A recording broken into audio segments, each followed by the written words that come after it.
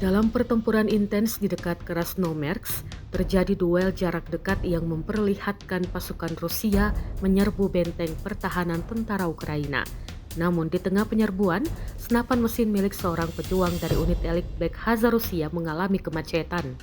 Rekamannya diunggah di Telegram pada Rabu 9 April 2025.